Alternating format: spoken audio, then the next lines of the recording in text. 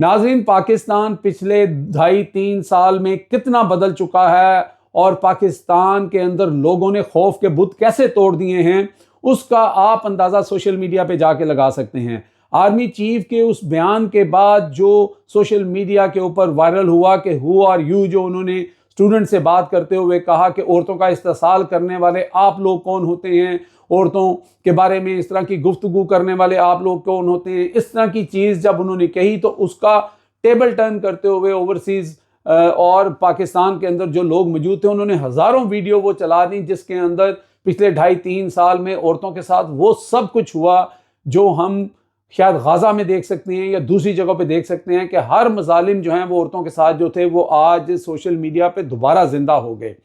और उसके बाद लोगों ने ज़्यादा जो है वो मरियम नवाज शरीफ को भी टारगेट किया कि क्या पाकिस्तान के अंदर एक ही औरत रह गई है कि जिसके खिलाफ अगर कोई बात करेगा और तौहीन मरियम के अंदर जो है वो लोगों को उठा के गायब किया जाएगा, तशद्दुद किया जाएगा मुबैना तौर पर, और लोगों के खिलाफ पर्चे होंगे, सहाफ़ी उठाए जाएंगे, पीका जैसा कानून बन जाएगा।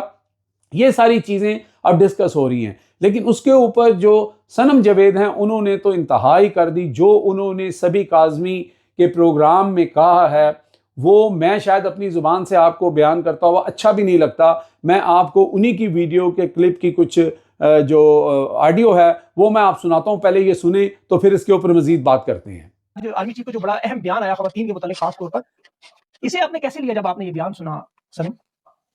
बस मुझे मैंने सुना तो मुझे ऐसे ही लगा कि पर्चे तो मेरे पे हैं ही आग लगाने के। सच मुझे एक दो को आज आग लगा ही दूं।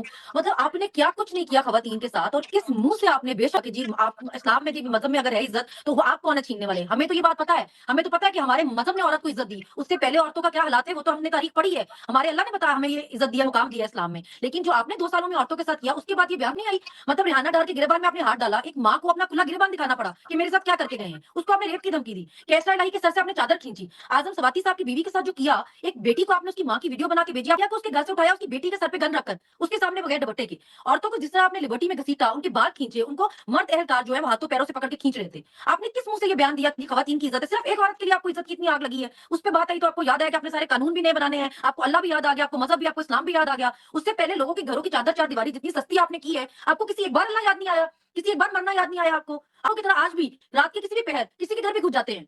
हम सबको अपने घर बदलने पड़े हैं क्योंकि हम अपने घरों में रहने के काबिल नहीं है, क्योंकि हर रोज वहां पे रेड होती रही है। अब हम अपनी रेड गिनने बैठे कि घरों में कितनी रेड की आपने, तो हमारे पास गिनती नहीं है इतनी रेड की आपने। खबरदार लेकिन आपने ऐसे पर्चे बनाए, एलिगेशंस देखे, तो आपको अल्लाह का भी याद आना चाहिए था। सनम बीबी, ये आर्मी चीफ ने तो नहीं किया, वो तो कह रहे हैं हु इज़ ही, मतलब किसने किया, वो तो पूछ रहे हैं। हाँ, तो आप चलगोज़े ना उगाए ना सिर्फ, आप पता करके दें हमें भी कि किसने किया है। आप बिजली चोर पकड़ रहे हैं, चलगोज़े उगा रहे हैं, पता नहीं क्या-क्या काम कर रहे हैं जो आपके करने वाले नहीं है। हमें बताइए, अगर आपको नहीं पता तो फिर किसको पता है? हमारे जान-माल की हिफाज़त तो इनके लोगों के पास है ना। हम इतना टैक्स भर रहे हैं, इस मुल्क में रह रहे हैं, तो इसलिए तो नहीं रह रहे कि आप चलगोज़े उगाए जाकर। वो तो हम इसलिए रह रहे हैं कि हमारी जान-माल इज़्ज़त महफूज़ हो, और अगर हमारे घरों में नहीं है तो हमसे सवाल मत करें ना। आप बताएँ, आप सिप्पे चला रहे हैं तो बताएँगे जी क्यों महफूज़ नहीं है हमारी इज़्ज़तें हमारे घरों में? अच्छा, लेकिन मरियम नवाज़ साहबा भी जेल गई हैं, आपके साथ जो ज़ुल्म-ओ-सितम हुआ, वो कहती है मैं भी जेल गई हूँ, मैंने भी वहाँ पे फ्रंट पैन पे कपड़े इस्त्री किए हैं, मेरे साथ भी ज़ुल्म हुआ, मुझे भी नैब के नामहरम लोग दिखते रहे। तो उनकी जेल, उनके साथ जो हुआ उसमें, और फिर आप में ये जो मामला है, इसे हम क्यों इतना हाइलाइट कर रहे हैं? हमारे कोई अरबों की जायदादें नहीं निकल आई कि हमने एक दिन नौकरी ना की और हमारे दुनिया के हर मुल्क में जायदाद निकल आई हो। सिर्फ लाहौर में ही 1400 कनाल जमीन उनके नाम पर। बताएं ना, कहाँ है उनकी रसीदें? कहाँ नौकरी करती गई है? कौन सा कारोबार था उनका? कहाँ से बनाई है इतनी जायदादें? एक करप्शन के केस में आप जेल में जाना, और औरतों को जंग, बगावत, गद्दारी, रियासत पे हमला, पता नहीं कौन कौन सी ऐसी चीजें हैं। मेरी जब नजरबंदी के ऑर्डर आए, वो पढ़ के मैं हंसने लग गई। उसमें लिखा हुआ था कि जी अगर ये औरत बाहर आ गई तो हमारी एजेंसीज को, हमारी इदारों को, हमारी आर्मी को इससे खतरा है। मतलब आप लोग तो फिर घरों पे चूड़ियां पहन के बैठ जाकर एक औरत के बाहर आने से आपको इतना खतरा हो गया कि आप उनकी नजरबंदियां मांगते फिरते हैं कि ये औरत बाहर ना आए, इसको नजरबंद कर दो। फिर शर्मिंदगी के मारे वो नजरबंदी वापस ली। ये तो इन लोगों का हाल है। मरियम नवाज़ साहबा कहती हैं पता नहीं मेरे कपड़ों से जेलस होती हैं, मेरे जो मैं ट्रैक्टर पे अगर सवारी करूँ, मतलब मुल्क के लिए ऐसा सब इनकलाब लाऊँ तो इन्हें गुस्सा आता है, मैं इतनी तरक्की ला रही हूँ, इस वजह से जेलस होते हैं। वो कहते हैं कि आप इस वजह से उनसे जलन देखिए, करते हम जेलस नहीं होते, हम जायज़ तनकीद करते हैं कि जब हमारा लीडर बात करे कि आप उसको बोलते हैं कि जी भैंस कट्टा स्कीम लेके आ गया, आप वही आप सेम स्कीम आप कार्ड पे लेके आ जाओ, लाइफ स्टॉक का नाम रख दें। वो बिलियन ट्री की बात करें, आप उसका मजाक बनाएं। खुद आप सड़क पे हरा रंग कर दो, ये माहौल दोस्त है। अभी आपको याद आ गया कि मैं लाहौर में दरख्त लगाऊंगी, पहले आपकी मजाक उड़ाती थी। अभी मतलब हर चीज आपने, रावी का हाउसिंग स्कीम का जाके, जिस तरह खान साहब ने स्कीम बनाई थी वहीं शुरू करके जाके तस्वीर लगा ली अपनी। हर चीज पे सिर्फ अपनी तस्वीरें मत लगा देना। हमारे कपड़ों पे आपकी पूरी पार्टी तनकीद करती रही है कि जेल से आ गई, तैयार होकर आ गई, हंस क्यों रही थी। आपकी तरह के रो रो के दिखाते हैं कि मर गए, कपड़े फ्राई पैन से इस्त्री करने पड़ गए हैं, और हमने नहीं रो के दिखाया। हम हालांकि कोई 3-4 दफा के प्राइम मिनिस्टर की बच्ची नहीं थी, हमें ये चीजें पता नहीं थी और चीजें देखी नहीं थी हमने, मगर हमने तो हिम्मत दिखाई, हमने तो हौसले से जेलें काटी। हमने तो नहीं कहा कि हमें माफिया दे दो, हम हाथ जोड़ लेते हैं, हम सर को झुका लेते हैं, हम सेल्फ रिस्पेक्ट को मारते हैं, हमें कोई रास्ते दिखा दो बस। आपने सुना कि सनम जावेद जो थी वो कितनी आग बगोला थी, वो किस तरह डायरेक्ट जो है वो अटैक कर रही थी और वो सवाल कर रही थी कि हम किसी की माएँ, हम किसी की बेटियाँ, हम किसी की बहनें नहीं हैं। वो डार फैमिली के बारे में बात कर रही थी कि उनकी माँ के गिरेबान पे हाथ डाला गया। हम भी पूछते हैं कि हु आर यू, कि किसने डाला और क्यों डाला।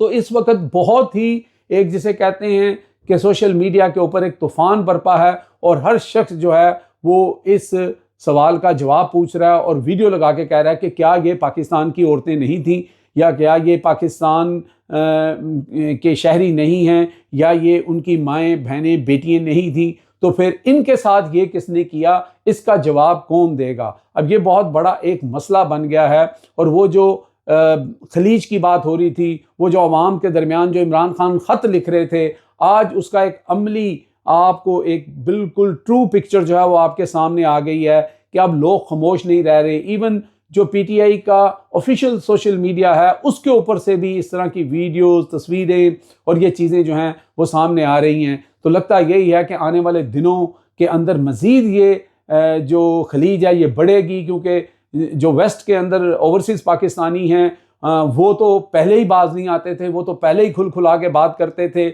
और उसके बाद आपको पता है कि इंटरनेशनली इस वक्त पाकिस्तान के ऊपर जो सफरी पाबंदियाँ और ये सारी चीज़ें क्या जिक्र भी हो रहा है। तो आने वाले दिनों में इस हुकूमत और इस्टेब्लिशमेंट के लिए मज़ीद मुसीबतें जो हैं वो होती हुई नज़र आ रही हैं। और जब तक वो जो इमरान खान का एक फार्मूला है कि आप रिवर्स गियर जब तक नहीं लगेगा, लोगों को उनको कानून और आइन के मुताबिक उनके फ़ैसले नहीं होंगे और जो हमारी इस्टेब्लिशमेंट है वो अपने असल रोल में नहीं जाएगी, तो ये चीज़ें जो हैं वो बढ़ती रहेंगी। हम बात करें या ना करें, हम तनकीद करें या ना करें, लेकिन अब लोग जो हैं वो चुप रहने वाले नहीं हैं। आपने फायरवॉल लगा ली, आपने पीका का कानून बना लिया, आपने सारा कुछ कर लिया, ठीक है। मरियम नवाज शरीफ जो हैं उनको बहुत ज़्यादा प्रोटेक्शन मिल गई, वो वज़ीर आला बन गई, लेकिन जो इज़्ज़त और तकरीम और जो एहतराम है वो आपको सिर्फ अवामी वोट से मिल सकता है, अवाम के दिल जीतने से मिल सकता है। अवाम के ऊपर जो है वो जबरी कानून बनाकर अवाम को दबाने से नहीं मिल सकता। तो इसलिए मेरा ख्याल है कि हुकूमत को भी और इस्टेब्लिशमेंट को भी सबको मिल बैठ के सोचना पड़ेगा। और ये जो अवाम है जो 25 करोड़ के करीब है, इनको कैसे ठंडा करना है और इनके साथ किस तरह डील करनी है। अब किसान जो हैं वो भी मैदान में आ रहे हैं, वो ये जो ग्रीन पाकिस्तान है उसको लेके कह रहे हैं कि हमारा इस्तेसाल करने की कोशिश की जा रही है, पानियों के रास्ते उधर मोड़ दिए जाएंगे और वहाँ पे सारे फैसिलिटाइज किया जाएगा। आगे ही वो रो रहे हैं और इस तरह की बहुत सारी चीज़ें जो हैं वो अब होना शुरू हो गई हैं। और एक और ख़बर जो है वो ड्रॉप साइड ने जो है वो एक ख़बर दी है, कंफर्मेशन उसकी नहीं है, कि पाकिस्तान से कुछ बहुत ही अहम शख्सियात जो हैं वो उन्होंने वहाँ से उड़ान भरी है और वो लोग गए हैं अबू धाबी, और अबू धाबी से उनका जहाज़ जो है वो लंदन की तरफ जा रहा है। अब ये कौन लोग हैं, इसके अंदर कौन सवार है, ये सफ़र यहाँ तक होगा या इससे आगे तक जाएगा, ये स्टोरी अभी जो है वो डेवलप सही तरह नहीं हुई। जो ही इसके ऊपर मज़ीद इन्फॉर्मेशन हमारे पास आएंगी तो हम इसके बारे में भी आपको बताएंगे। अब तक के लिए इतना ही। देखते रहे मेरा channel hit list by Amjad Chaudhary.